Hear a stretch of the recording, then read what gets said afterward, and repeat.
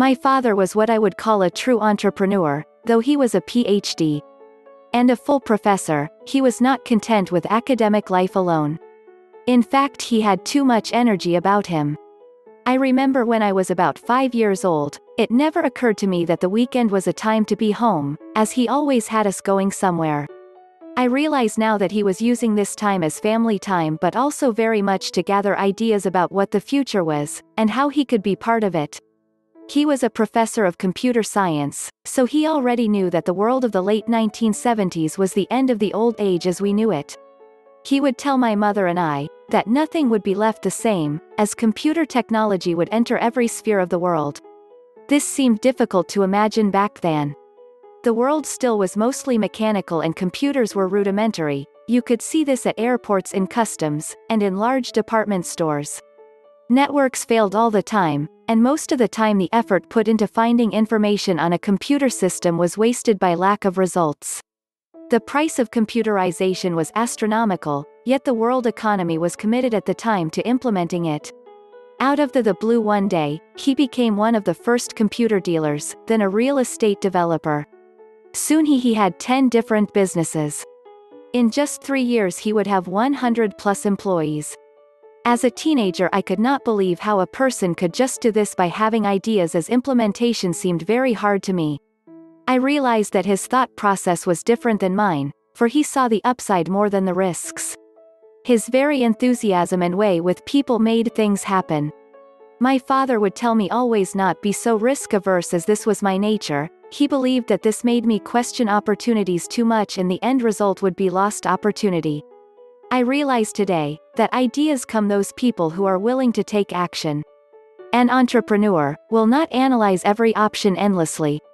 Their mind will pick the most important criteria and then take an action to execute or not. If they choose not to, they will have another idea seemingly immediately.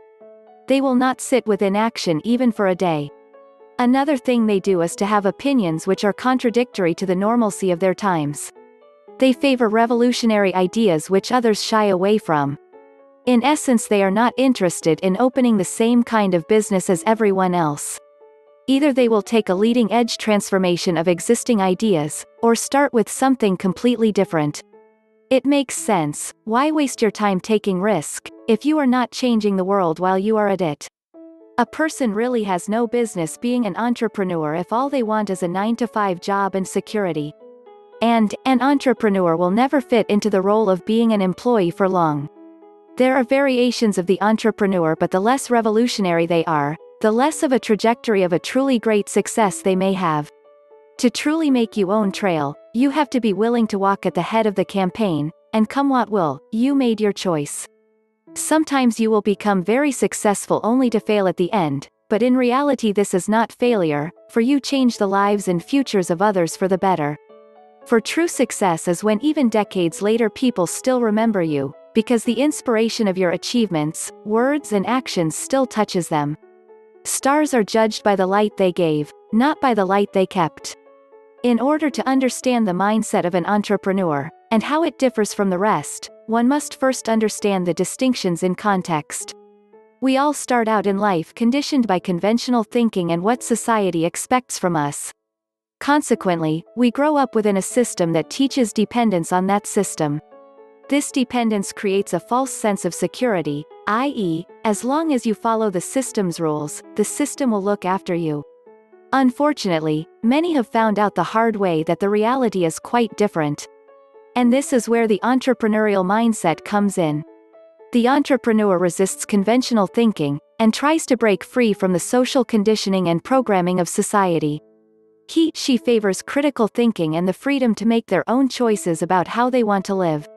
The entrepreneur chooses to work for herself, and does this because they know better than anyone what their value is worth, rather than be told what they are worth, and paid accordingly. With that said, the entrepreneurial mindset requires certain characteristics. It is these traits that determine why some people succeed when becoming entrepreneurs and others do not. Some of these traits include mental toughness, self-discipline, constantly striving for self-improvement, developing technical mastery in your chosen area of expertise, resourcefulness, patience. These are only a few. What one notices from the above is that these are things that many people, trapped in conventional thinking, don't really want to do. They prefer the safety of the system where they are given everything they need in exchange for their freedom and time. The above traits require effort and energy, focus and determination. They require a mindset that can overcome failure after failure, a willingness to keep trying every option and exploring every opportunity. This, in my opinion, is what sets the entrepreneurial mindset apart from the rest. If you are interested in learning how to develop an entrepreneurial mindset, as well as the skills you need to succeed as an entrepreneur, please head over to my bio page for some resources that you will find useful.